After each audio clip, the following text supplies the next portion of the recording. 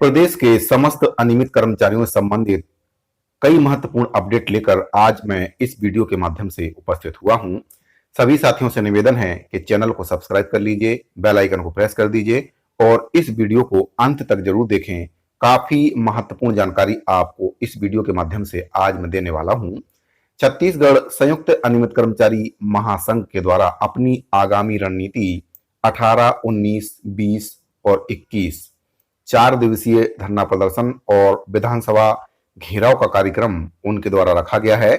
और कल छत्तीसगढ़ अनियमित कर्मचारी महासंघ के द्वारा बीजेपी के 2 दिग्गज नेताओं से मुलाकात की गई, जहां पर एक ओर सत्तारूढ़ पार्टी के द्वारा अनियमित कर्मचारियों की मांगों को अनदेखा करते हुए उनसे मिलने का समय भी नहीं दिया जा रहा है, वहीं पर पूर्व निर्धारित कार्यक्रम के तहत भाजपा के एक नहीं 2 दिग्गज नेताओं के द्वारा अनियमित कर्मचारी महासंघ को समय दिया, उनकी मांगों को सुना, अपने घोषणा पत्र में उनकी मांगों को शामिल करने का आश्वासन दिया और शामिल करने के साथ साथ मांगों को पूरा करने की बात भी बीजेपी के प्रदेश अध्यक्ष अरुण साव जी के द्वारा कही गई।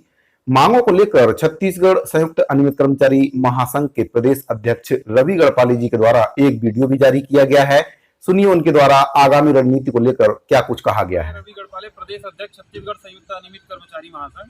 जैसा कि आपको पता था, बहुत सारे साथियों को पहले से ही पता था कि आज हमारी प्रांतीय टीम और हमारे महासंघ से संबद्धता प्राप्त जो 50 संगठन है, उन सभी के प्रदेश अध्यक्षों का आज भारतीय जनता पार्टी के प्रदेश अध्यक्ष अरुण साव जी से मुलाकात करने का एक समय हमको मिला हुआ था और हमारी जो मांगे हैं उन मांगों को लेकर उनसे चर्चा करनी थी और घोषणा पत्र जो भारतीय जनता पार्टी की आगामी विधानसभा की जो घोषणा पत्र बनने वाली है उसमें हमारी मांगों को शामिल करने तो बीजेपी के घोषणा पत्र में समस्त अनियमित कर्मचारियों की मांगों को शामिल कराया गया है और उनकी मांगों को पूरा भी किया जाएगा, ऐसा आश्वासन बीजेपी के प्रदेश अध्यक्ष के द्वारा दिया गया है।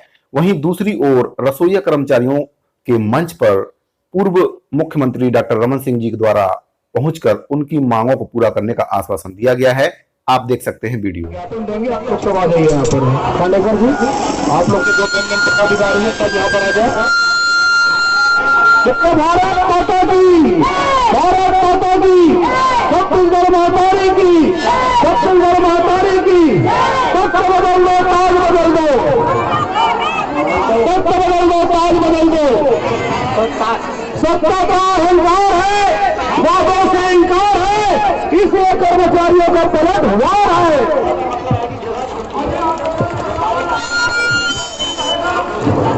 भारत माता की, भारत माता की। मध्याह्न भोजन रसोई संघ महासंघ के तत्वाधान में चल रहे आंदोलन आपके प्रदेश अध्यक्ष नीलो ओगरे जी, सचिव संदीप तिवारी जी, कोषाध्यक्ष लोकेश चंद्राकर जी, आज लगातार आपका प्रदर्शन धरना चल रहा है। मैं डॉक्टर रमन आपके बीच आया हूँ। कांग्रेस ने जन घोषणा पत्र में झूठे वादे किए और रसोइयों के वेतन वृद्धि की बात कही। 5.25 साल होने के बाद भी वेतन वृद्धि नहीं हो पाया।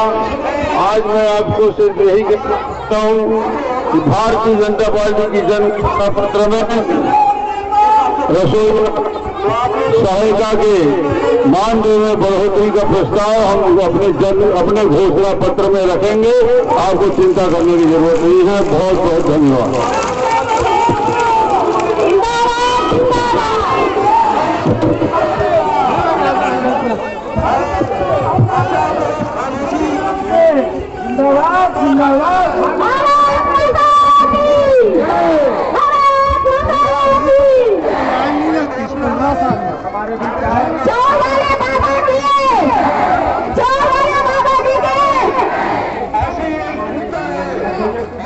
तो समस्त विपक्षी पार्टियां, चाहे वह बीजेपी हो या आम आदमी पार्टी हो, अनियमित संविदा और दैनिक वेतनभोगी कर्मचारियों के समर्थन में उतर चुकी हैं। केवल सत्तारूढ़ कांग्रेस पार्टी को छोड़कर, जो कि कुंभकर्णी नींद सोई हुई है और ना ही उसको प्रदेश की जनता से कोई मतलब रहा है और ना ही प्रदेश में अनियमित कर्मचारी, संविदा कर्मचारी और दैनिक वेतनभोगी कर्मचारियों की मांगों से कोई भी सरोकार रहा है। संविदा कर्मचारियों के द्वारा वीडियो जारी किया गया है और छत्तीसगढ़ की कांग्रेस सरकार की कुंभकर्णी नींद से जगाने का प्रयास उनके द्वारा किया गया है। आप देख सकते हैं वीडियो। भूपेश सरकार, भूपेश सरकार, भूपेश सरकार जागो। संविदा कर्मी आए हैं, नियमितीकरण का घोषणा किए थे आप, जागिए, जागो महाराज। काका, काका, कब जागेगा? अरे जागने का 4.5 साल तो हो गए, अब तो जाग जा। लड़का मन के तो प्रदेश की भूपेश सरकार कुंभकर्ण नींद सोई हुई है और संविदा कर्मचारियों के द्वारा कुंभकर्णी नींद से जगाने का प्रयास किया जा रहा है, लेकिन सरकार अपनी कुर्सी से इस तरह से चिपक चुकी है कि वह संविदा कर्मचारियों की मांगों को पूरा करने के बारे में सोच भी नहीं रही है। शायद यही वजह है कि प्रदेश के अनियमित संविदा और दैनिक वेतनभोगी कर्मचारी अब दूसरी पार्टियों का रुख कर रहे हैं। लेकिन यहाँ पर समझने वाली बात यह होगी कि जो दूसरी पार्टियां हैं, जैसे कि बीजेपी है, आम आदमी पार्टी है, क्या वे अपने घोषणा पत्र में जो भी उनका घोषणा पत्र बनाया जाएगा उसमें जो बात शामिल है, क्या वे उसको पूरा कर पाएंगे? और यदि कर पाएंगे तो उन पार्टियों से ये भी पूछना चाहिए कि कितने समय में वे अनियमित कर्मचारियों की मांगों को पूरा कर दें, क्योंकि अगर पार्टी घोषणा पत्र में बात शामिल है तो सरकार बनने के बाद पार्टियां जो अनियमित संविदा और दैनिक वेतनभोगी कर्मचारियों की मांग है, जो कि नियमितीकरण की प्रमुख मांग है, जिसमें कई अनियमित कर्मचारी संगठन सक्रिय हैं, सबकी अपनी अपनी अलग अलग मांग है, जिसमें से एक जो प्रमुख मांग है नियमितीकरण की मांग है। अगर किसी अन्य पार्टी की सरकार छत्तीसगढ़ में बनती है, जैसे कि अगर बीजेपी की सरकार बनती है, तो बीजेपी उनकी मांगों को कितने समय में पूरा कर देगी, ये सबसे बड़ा मुद्दा है। क्योंकि सरकारें घोषणा पत्र में शामिल तो कर लेती हैं, लेकिन जब नियमितीकरण की बात आती है तो उसको सबसे लास्ट में रखा जाता है। जो नियमितीकरण की मांग है उसको सबसे लास्ट में, यानी कि 4.5 साल का समय जैसे कांग्रेस पार्टी ने निकाल दिया है, उसी तरह से जो अन्य पार्टियां हैं वे भी कर्मचारियों की मांग को कहीं ना कहीं चुनाव के नजदीक आने के समय में पूरा करने का सोचती है, ताकि उनको चुनाव में कर्मचारियों का सहयोग मिल सके। लेकिन कांग्रेस पार्टी के द्वारा जो जन घोषणा पत्र बनाया गया था, कांग्रेस पार्टी के द्वारा उसको वचन पत्र का नाम भी दिया गया था। गंगा जल को हाथ में लेकर कांग्रेस पार्टी के द्वारा वचन दिया गया था कि जो भी 36 वादे हमारे द्वारा किए जा रहे हैं उसको हम पूरा करेंगे। और अनियमित कर्मचारियों से तो सरकार के द्वारा जो वादे किए गए थे उनके मंच पर जाकर उनको विश्वास दिलाया गया था कि हम, अगर हमारी सरकार बनती है तो हम आपके वादों को पूरा करेंगे। यहां तक कि जो स्वास्थ्य मंत्री टीएस बाबा हैं उनके द्वारा अनियमित कर्मचारी मंच पर जाकर यह तक कहा गया था कि अगर हमारी सरकार बनती है तो आप हमारे ऊपर विश्वास कीजिए, हम पहले 10 दिन के भीतर आपकी मांगों को पूरा करेंगे। लेकिन अब वही टीएस बाबा कहीं ना कहीं कर्मचारियों पर जो एस्मा लगाया गया है, संविदा कर्मचारियों पर, उसको कहीं ना कहीं सही ठहरा रहे हैं। और उनके द्वारा ये तक कहा जा रहा है कि संविदा कर्मचारियों की जो मांग है वह गलत है, वो गलत जिद कर रहे हैं। तो संविदा कर्मचारी गलत जिद कैसे कर रहे हैं जब आपने अपने घोषणा पत्र में मांग को शामिल किया है? बाकी राज्यों की सरकारें जिनके द्वारा कर्मचारियों का नियमितीकरण किया गया है, आप उसको क्यों नहीं देखते हैं? कांग्रेस की सरकार के लिए एक उदाहरण है उड़ीसा की सरकार। उड़ीसा के द्वारा वहां पर जो काम करने वाले अनियमित संविदा दैनिक वेतनभोगी कर्मचारी, ठेका कर्मचारियों को तक नियमित किया गया है। उड़ीसा की सरकार के द्वारा एक मिसाल पेश की गई है, वहां पर अब कभी भी ठेके पर कर्मचारी नहीं रखे जाएंगे। तो कांग्रेस पार्टी को वहां के जो मुख्यमंत्री है नवीन पटनायक जी, उनसे सीख लेनी चाहिए कि मुख्यमंत्री हो तो ऐसा हो। हाल ही में मध्य प्रदेश की शिवराज सरकार के द्वारा भी कर्मचारियों को नियमितीकरण सहित कई प्रकार के तोहफे दिए गए हैं। उनके द्वारा अब वहां पर संविदा कल्चर समाप्त कर दिया गया है। वहां पर अब संविदा कर्मचारियों का जो प्रति वर्ष आदेश रिन्यूअल होता था उसको खत्म कर दिया गया है। अब उनको आदेश रिन्यूअल कराने की जरूरत नहीं है और उनको 100% वेतन उनको दिया जाएगा। और जो नियमित कर्मचारियों के सुविधाएं हैं वह भी उन कर्मचारियों को दिए जाएंगे। उनको ग्रेजुटी का लाभ भी मिलेगा, उनको पेंशन भी मिलेगी, उनको डीए और कई प्रकार के भत्ते हैं वे भी उनको दिए जाएंगे। लेकिन भूपेश सरकार, जिनके द्वारा घोषणा पत्र में बात शामिल कही गई थी और नियमितीकरण की बात उनके द्वारा की गई थी, लेकिन आज कहीं ना कहीं सरकार उस वादे से मुकरती हुई नजर आ रही है। अब सरकार बजट का रोना कर्मचारियों के सामने रो रही है और उनके द्वारा यह बयान दिया जा रहा है कि जो प्रदेश के अनियमित संविदा और दैनिक वेतनभोगी कर्मचारी हैं वे गलत जिद कर रहे हैं। तो कहीं ना कहीं ये एक प्रकार से सरकार की गलत बात है। सरकार के विरोध में प्रदेश के समस्त अनियमित कर्मचारियों के साथ साथ संविदा कर्मचारी भी सरकार के विरोध में उतर चुके हैं। सर्व विभागीय संविदा कर्मचारी महासंघ के प्रदेश अध्यक्ष कौशलेश तिवारी जी के द्वारा बताया गया है कि सरकार ने उनके ऊपर एस्मा लगाया है। जो संविदा कर्मचारी हैं उनके ऊपर सरकार के द्वारा हाल ही में एस्मा लगाया गया है। तो उनके द्वारा बताया गया है कि एस्मा तब लगाया जाता है जब अत्यावश्यक सेवाएं बाधित होती हैं। हालांकि स्वास्थ्य विभाग के अंतर्गत जो सेवाएं हैं वे अत्यावश्यक सेवाएं हैं, लेकिन जो कर्मचारी हैं सभी कर्मचारी स्वास्थ्य विभाग के हड़ताल पर नहीं हैं। केवल संविदा कर्मचारी ही हड़ताल पर गए हुए हैं। अपने हक और अधिकार के लिए हड़ताल पर जाना भी पड़ता है, क्योंकि जब जब सरकारें मनमानी करती हैं तब कर्मचारियों को हड़ताल करना पड़ता है। कोई भी कर्मचारी अपने से हड़ताल नहीं करना चाहता है। अगर सरकारें उनकी मांग को पूरा कर देती हैं, जो कि घोषणा पत्र में शामिल है, जायज मांग है।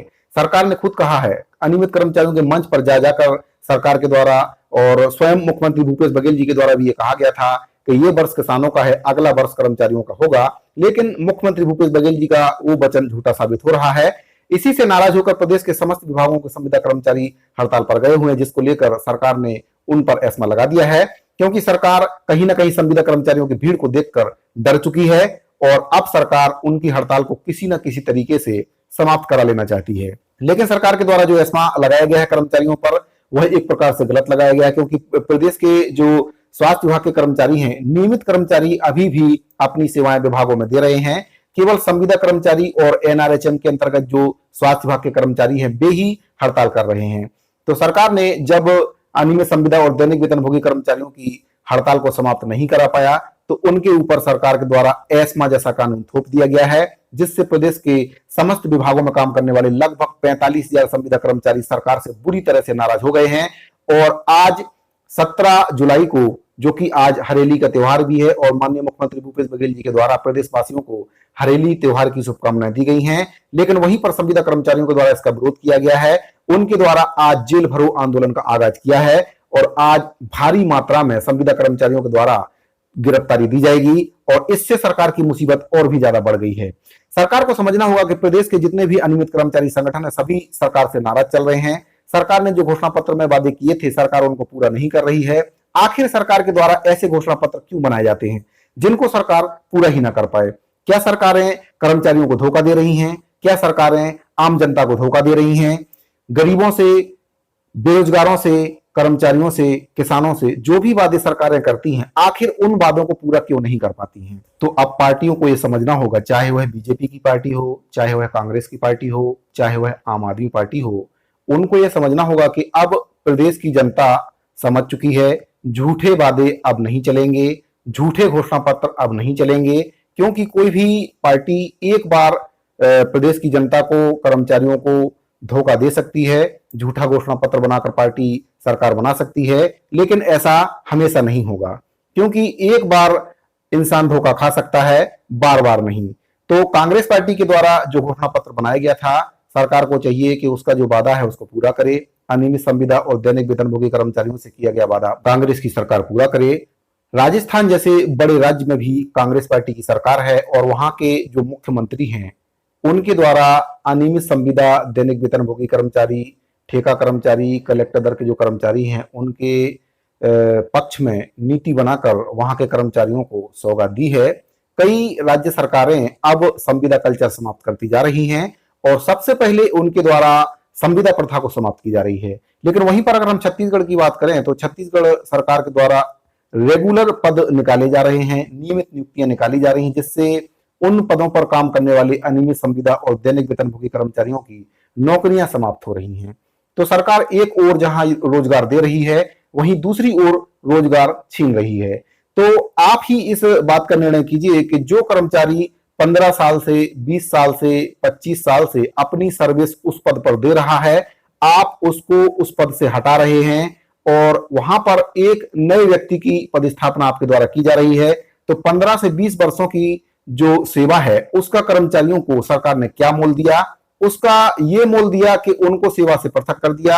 आज उन कर्मचारियों से आप जाकर पूछिए कि वे अपना घर परिवार कैसे चला रहे हैं और उनकी आर्थिक स्थिति कैसी है, तब आपको शायद समझ में आ जाए कि उनका जो दर्द है वह क्या है और वह सरकार के बारे में क्या सोच रखते हैं। क्योंकि सरकारें जो आती हैं वे घोषणा पत्र में वादे तो करती हैं, लेकिन उन वादों को निभाने में कहीं ना कहीं असफल साबित हो रही हैं। कांग्रेस पार्टी के द्वारा घोषणा पत्र में ये बात शामिल थी कि रिक्त पदों के विरुद्ध नियमितीकरण किया जाएगा और किसी की भी छटनी नहीं की जाएगी। लेकिन अगर आप देखें तो कांग्रेस पार्टी के द्वारा कई हजार कर्मचारियों को नौकरी से निकाल दिया है, उनकी सेवाएं समाप्त कर दी हैं। सरकार के द्वारा ये बहुत ही गलत निर्णय लिया गया है, क्योंकि जो कर्मचारी पहले से सर्विस अपनी दे रहा है, जिसको 10 वर्ष, 15 वर्ष, 20 वर्ष से भी अधिक हो गया है सर्विस देते देते, उनको सबसे पहले सरकारों को नियमित करना होगा।